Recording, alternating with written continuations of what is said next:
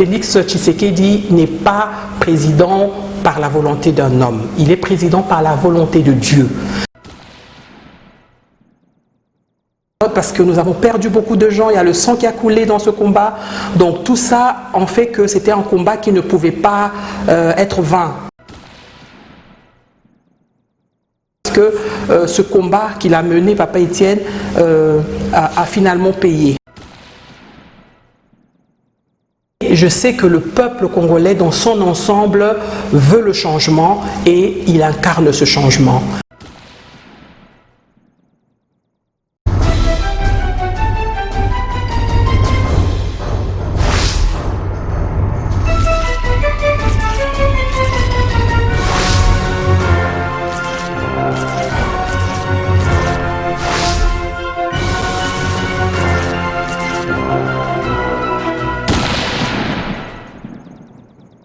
Bonjour, bienvenue sur notre chaîne YouTube cleboa.com.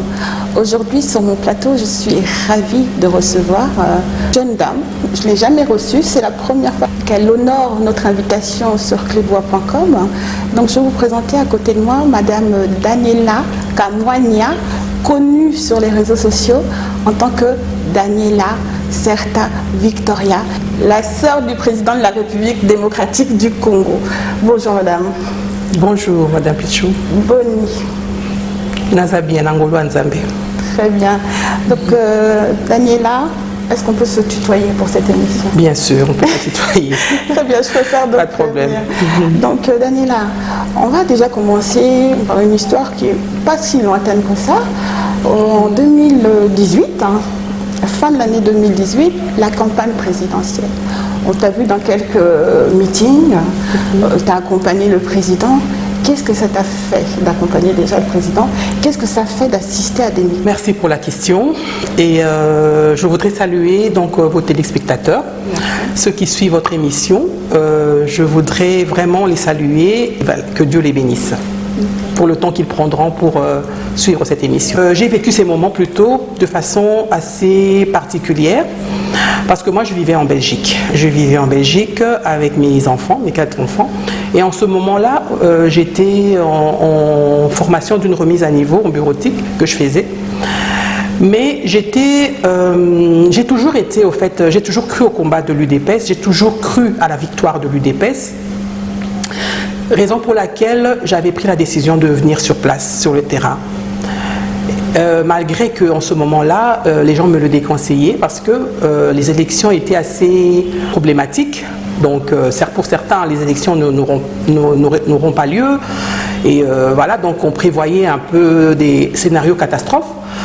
Mais malgré ça, j'avais pris la décision quand même d'être là. Donc la campagne avait déjà commencé fin novembre, décembre. Moi je suis arrivée mi-décembre et le lendemain je suis arrivée la veille de l'étape du Bas-Congo.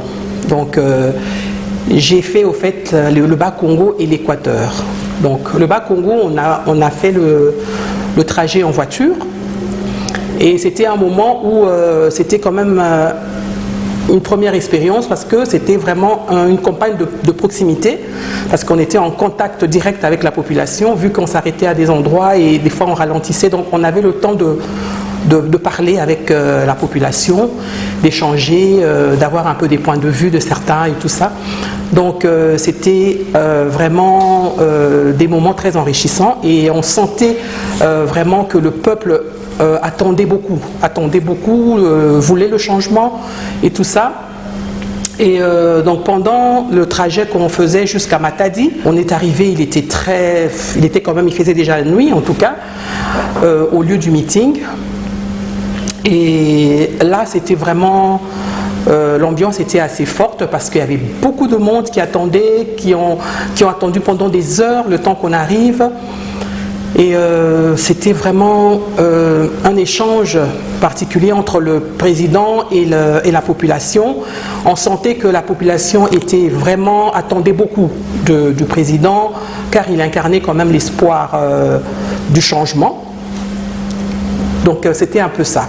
Donc je l'ai vécu vraiment. On te sent encore marqué, quand on t'entend parler. On sent une émotion qui entend encore. Oui, ce sont des moments inoubliables, hein. Ce sont des moments...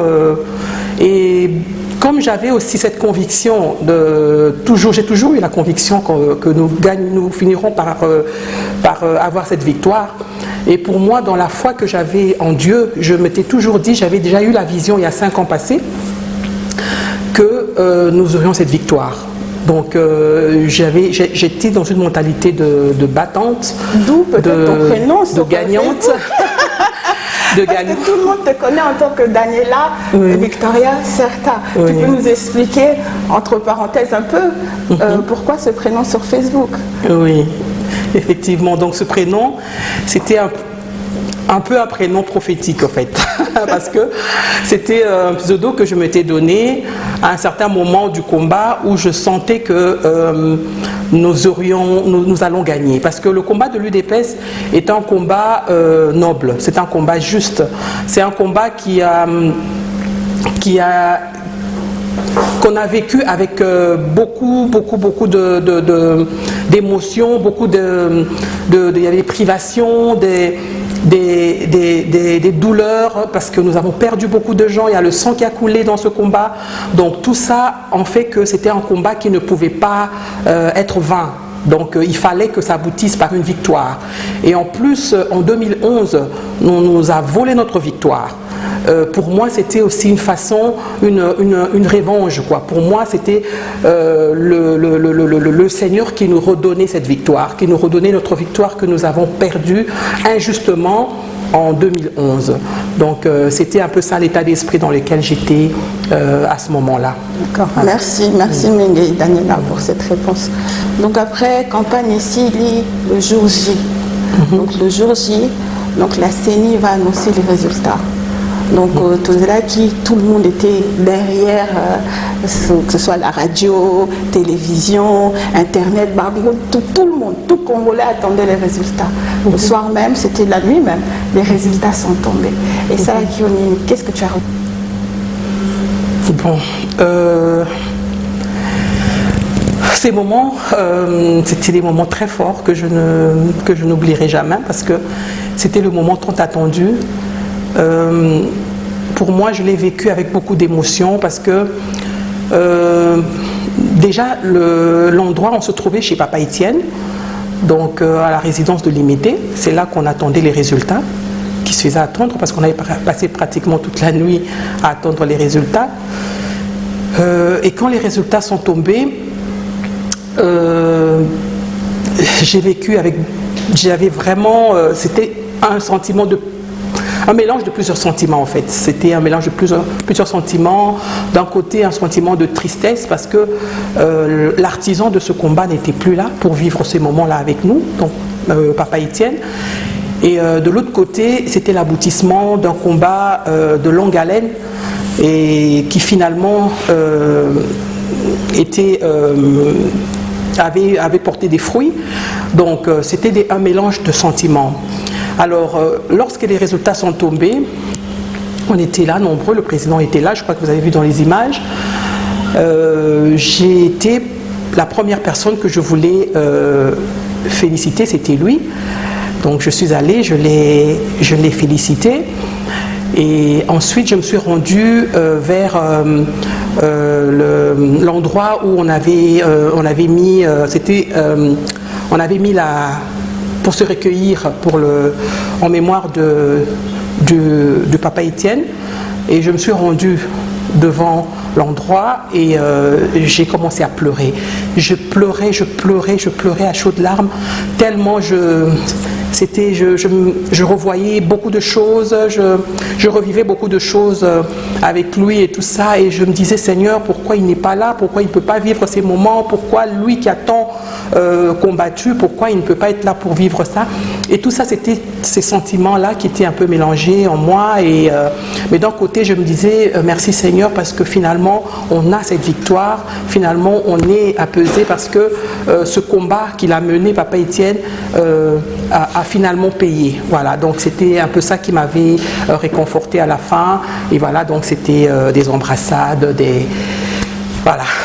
C'était c'était beaucoup d'émotions, voilà, voilà.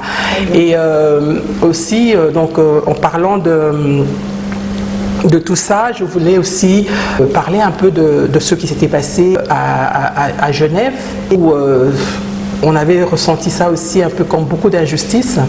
Et nous avons vu comment le président avait été diabolisé. Et aujourd'hui, nous voyons que ça s'est soldé par sa victoire. Et voilà, donc le changement que le peuple attendait par lui est finalement réel, quoi. Merci, Ming Daniela. Daniela, aux membres UDPS. Oui, nous avons membre UDPS. Depuis combien de temps? Depuis mon jeune âge, hein. Donc j'ai grandi dans l'UDPS, mais mon engagement, quand j'ai commencé à comprendre vraiment l'objectif du combat de l'UDPS, c'était déjà dans les années Mobutu, hein. Donc Mobutu était encore au pouvoir quand j'ai commencé vraiment à comprendre que notre pays avait besoin de changement, notre pays avait besoin d'avoir des dirigeants responsables, des dirigeants qui aiment le pays, qui veulent vraiment que le Congo change réellement. C'était donc encore à la période de Mobutu et ça en est suivi avec la période de Mouzé, Kabila et puis Joseph Kabila et voilà. Donc c'est ça, je suis membre de l'UDPS militant. Daniela, en t'entendant parler, tout à l'heure tu nous as dit qu'être membre de l'UDPS c'était une idéologie. Est-ce que c'est une idéologie vraiment ou est-ce que c'est familial ou une conviction, s'il te plaît? Oui, je dirais plutôt que c'est les deux. C'est idéologique et c'est aussi familial et idéologique parce que l'UDPS poursuit un idéal. Et cet idéal nous a été inculqué dès le bas âge. Nous avons été éduqués pour respecter certaines valeurs. Et donc nos parents nous l'ont inculqué. Donc nous avons déjà ces idéaux en nous. Alors la famille familiale aussi parce que voilà, nous faisons partie d'une famille où ces valeurs, cet idéal a été poursuivi, raison pour laquelle automatiquement nous adhérons, dans la famille nous adhérons aussi dans ce combat. Donc pour ceux qui disent que l'UDPS est une histoire de famille, ben, je dirais que oui, c'est normal que ça soit aussi une histoire de famille parce que nous avons vécu ce combat, nous avons porté ce combat dans la famille parce que nul n'était le fait que la famille ait inculqué aussi ces valeurs en elle. Je pense que ce combat aussi aurait été difficile, même pour le patriarche Etienne Tshisekedi, c'est parce qu'il a eu le soutien de sa famille pour qu'il puisse avancer dans son combat. Donc c'est logique. Donc ceux qui disent, qui appellent ironiquement UDPS familiale en pensant que c'est une façon de nous dénigrer, non, au contraire, nous ça nous réconforte parce qu'on se dit que l'UDPS et la famille va de soi. Basi Baza Ebele, la 4e UDPS. Oui, Basi Baza Ebele, il y a beaucoup de femmes actives, dynamiques dans l'UDPS, des femmes qui vraiment qui font bouger les choses, qui sont sur le terrain, qui participent vraiment à beaucoup d'actions. Donc il y a beaucoup de femmes. Parce que vous en avez perdu quelques-unes dernièrement, les dernières années. Il y a eu Monique Kitoko qui était combattante. Donc il y a eu même Maman Cécile dernièrement et Tomonaki même président de la République qui s'est recueilli devant sa dépouille. Qu'est-ce que tu peux nous dire sur ça?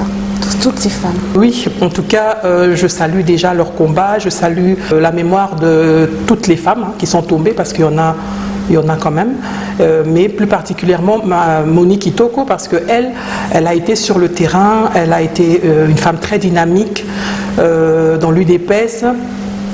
Et malheureusement, elle n'a pas pu vraiment jouir du fruit de son combat. Elle est partie très vite, donc juste après l'investiture du président Tshisekedi, et malheureusement elle nous a quittés et vraiment je salue sa mémoire et voilà, nous continuons les combats, donc voilà, nous sommes de cœur avec sa famille et voilà, mais Je salue aussi donc la bravoure des hommes, parce qu'il n'y a pas eu que des femmes, il y a eu aussi beaucoup d'hommes qui ont vraiment combattu, qui ont été vraiment des vaillants guerriers. Et voilà, donc ces hommes-là vraiment méritent nos encouragements aussi. Merci beaucoup Daniela pour ta réponse. Donc tu as félicité ces hommes et ces femmes au niveau de leur combat. D'autres sont morts, d'autres sont encore là pour soutenir le président. Par contre Daniela, au niveau des femmes justement, que penses-tu des femmes dans la politique congolaise? Les femmes dans la politique congolaise, elles sont importantes. Elles sont importantes parce que ça permet au fait d'avoir un équilibre. Un équilibre au niveau de la politique congolaise. Donc je pense qu'elles ont leur importance. Et malheureusement, je pense que les femmes doivent faire toujours un peu plus pour prouver de quoi elles sont capables. Voilà. Très bien. D'accord. Donc on a parlé des combattantes, on a parlé des femmes et des hommes au niveau du DPS. On va un peu parler de la suite. Donc tu nous as dit à l'introduction que tu habitais Belgique, Bruxelles, c'est ça? Anvers, précisément. La Belgique, après. Et le premier voyage du président au niveau de l'Europe s'est effectué justement en Belgique, à Bruxelles. Donc tu étais là sur place, on a vu tes images. Comment tu as vécu justement ce retour aux sources du président? Merci pour la question. La Belgique déjà est le pays d'adoption du président. Donc comme tout le monde le sait, il a vécu une partie de sa vie en Belgique. Et voilà, donc son arrivée, sa première arrivée en Belgique après son investiture était vraiment très fort parce que l'accueil de la diaspora était vraiment à la hauteur.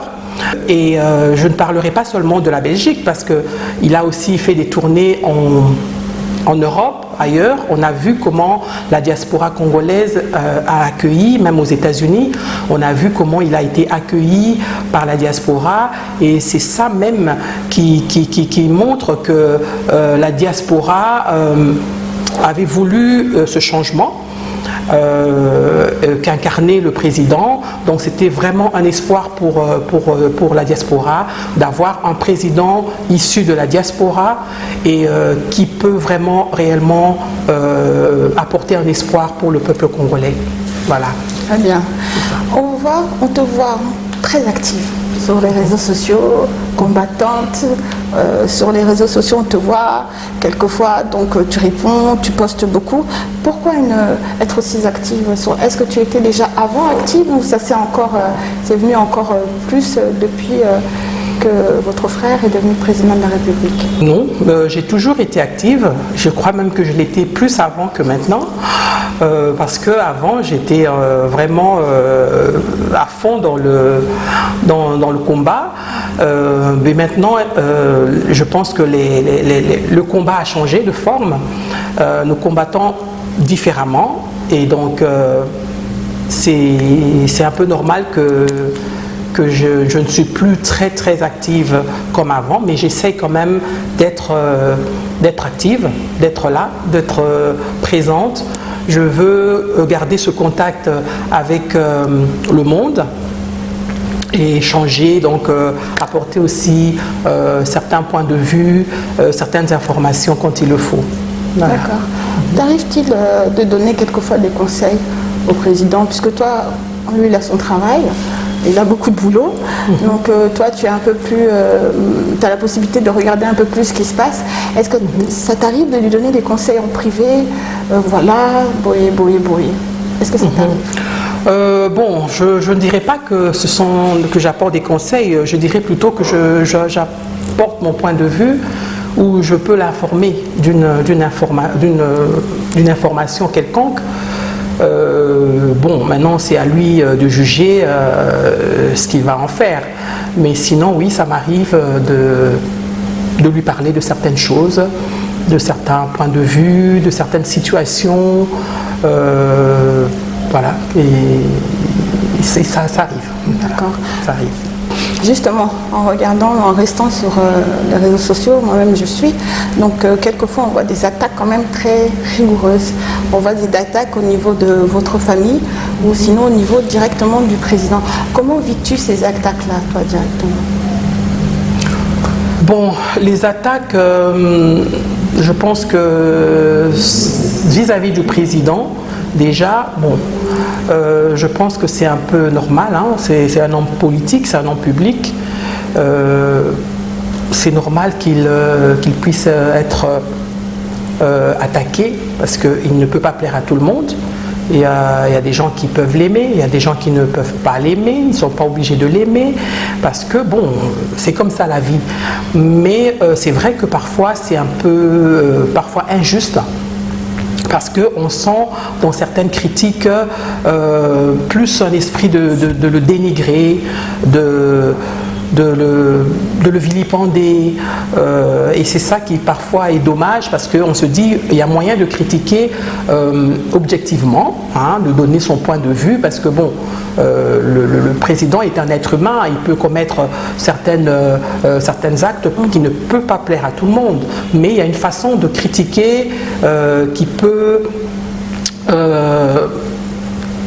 aider. Donc, mais par contre, dans notre communauté congolaise, je trouve que les gens ont plus tendance à critiquer, plus pour vilipender, plus pour détruire, dénigrer, voilà.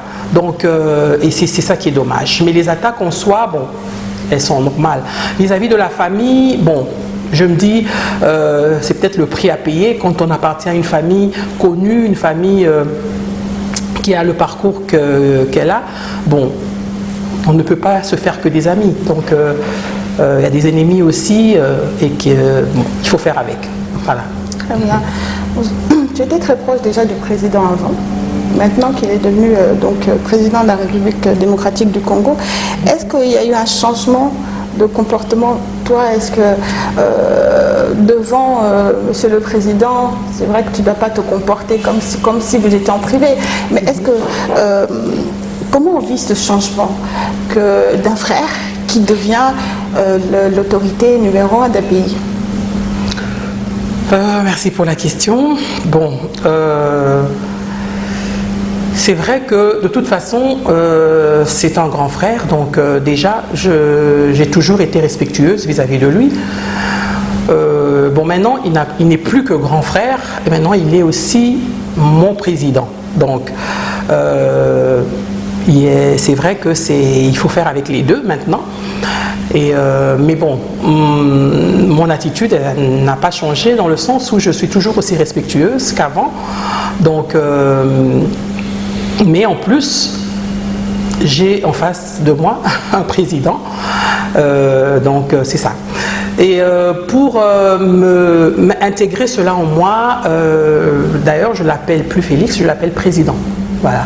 Donc, même en privé. C'est ça. Même en privé, je l'appelle président parce qu'en fait, je préfère vraiment intégrer ça pour que en public, par exemple, je ne me permette pas de l'appeler Félix en public. Voilà, il faut que je m'intègre en moi qu'il est le président et que je dois l'appeler président. Voilà, c'est ça. Très bien. Donc c'était vraiment la première émission pour vous la présenter, je ne pense pas, pour qu'elle puisse donner son point de vue, venir nous parler d'elle, qu'on la connaisse un peu plus. On va aller vers la fin de notre émission, Daniela. Je sais que tu es pas mal occupée, tu as pas mal de choses à faire en République démocratique du Congo. Une question à l'écart, tu es installée ici maintenant? Oui, je suis installée ici depuis décembre 2018. Je suis installée à Kinshasa. D'accord. Donc, quel message as-tu à faire passer aux gens de la diaspora qui te suivent à travers cette caméra, à travers notre chaîne YouTube clébois.com? Qu'est-ce que tu veux leur faire passer comme message? Ben voilà, donc le message que j'aimerais faire passer est juste un message de soutien au président de la République. Je sais que le peuple congolais attend beaucoup du président et c'est un peu normal après tant d'années de souffrance, tout ça. Donc je pense que les Congolais attendent beaucoup du président. Mais tout ce que je voudrais leur dire est que le président Félix Tshisekedi est un fils du pays et il a beaucoup d'amour pour ce pays. C'est quelqu'un qui ne le fait pas parce qu'il veut plaire. Il aime réellement ce pays et il est décidé à changer ce pays. Et je voudrais juste demander aux Congolais de lui faire confiance. C'est vrai que le temps, les gens se disent que oui, le temps passe et ça va faire 2 ans et tout ça, il n'y a pas beaucoup de changements. Oui, c'est vrai, il n'y a pas beaucoup de changements, mais il faut comprendre aussi les conditions dans lesquelles nous sommes réellement. Donc, c'est pas facile de changer les choses du jour au lendemain. Il faut du temps, mais ce qui est vrai, c'est que la volonté y est et il a une mission divine. Félix Tshisekedi n'est pas président par la volonté d'un homme. Il est président par la volonté de Dieu. S'il est là aujourd'hui, c'est parce que c'est Dieu qui a voulu. Et il a une mission à accomplir. Et il ne quittera pas son siège de président sans qu'il ait accompli cette mission. Vraiment, je vous demande de beaucoup prier pour lui. Il y a beaucoup des gens qui ne sont pas en accord avec lui, mais je sais que le peuple congolais dans son ensemble veut le changement et il incarne ce changement. Et comptez sur lui et je pense que vous ne serez pas déçus. Voilà. Et le dernier message, qu'est-ce que tu peux faire passer comme message au président de la République ? Faire passer le message au président de la République, je pense que si j'ai à lui parler, je lui parlerai en privé. Je n'ai pas besoin de la caméra pour passer un message. Je suis d'accord avec toi, mais pas en tant que privée, en tant que sœur congolaise, en tant que congolaise qui vit ici en RDC, quel message, même en quelques mots, pourrais-tu faire passer au président ? Même d'encouragement, même juste ça. Oui, l'encourager, ça je dois l'encourager parce que c'est pas évident de diriger un pays aussi grand que la RDC, c'est pas une mince affaire. Ça, je vous l'assure, c'est pas facile. Et je l'encourage vraiment à tenir bon. C'est vrai que c'est pas toujours facile, mais je sais que il a la vision et il y arrivera. Voilà. Très bien. Merci beaucoup, Daniela. Comme je disais au début de l'émission, je ne vais pas te prendre beaucoup de temps. Moi, je veux remercier les personnes qui ont pris ces quelques minutes pour nous suivre. J'espère que vous avez apprécié ces moments que nous avons passés ensemble. Daniela, veux-tu dire quelques mots à nos internautes ou à ta famille qui nous suit ? Je voudrais d'abord profiter de cette émission pour remercier mon coach.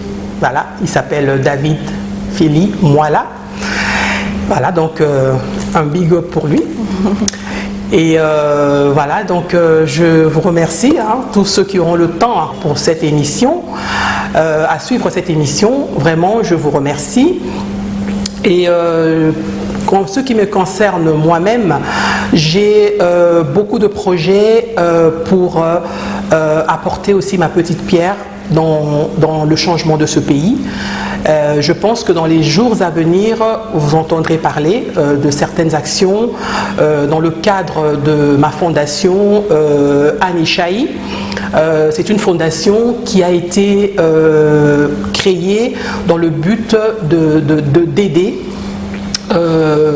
Pour le moment, nous avons ciblé le Grand Kasaï, parce que j'ai été sur place et j'ai vu l'état dans lequel se trouve ce coin de la République et je vous assure que c'est lamentable. Et ça a été fait oublier, je peux dire, sciemment. Pour des raisons politiques, raison pour laquelle ça m'a peu réveillée en me disant que je puisse agir en faveur de cette partie de la République. Mais nous avons aussi des projets pour d'autres parties dans d'autres coins de la République où nous allons aussi apporter aussi notre pierre pour aider à développer notre pays. Voilà, donc c'est un peu ça que j'avais à vous dire et je vous remercie beaucoup et je remercie Madame Pichou Mangaya qui a vraiment voulu faire cette interview avec moi Elle m'a exprimé son besoin de le faire. J'ai accepté volontiers et vraiment pour ça, je lui remercie. Voilà. Merci beaucoup, Madame Kamwana. Merci à vous. Donc moi, je remercie donc la personne qui est derrière la caméra, Herman Emporio. Merci à De la Nation, merci à nos journalistes de clébois.com. Merci beaucoup aux internautes qui nous suivent et à très bientôt sur notre chaîne clébois.com. Merci.